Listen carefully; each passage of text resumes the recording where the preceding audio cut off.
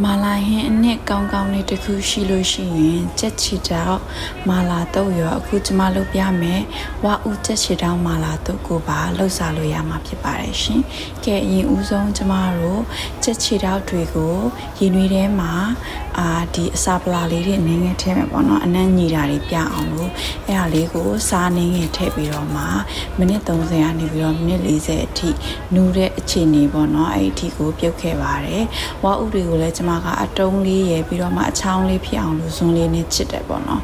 အကယ်၍ကိုကနေပြီးအတုံးကြိုက်တယ်ဆိုရင်အတုံးပဲထည့်လို့ရပါတယ်ကျမဆန်းချင်လို့ပေါ့နော်အဲ့ဒါကြောင့်မလို့ချစ်ပြီးတော့လည်းသုံးခဲ့ပါတယ်ရှင်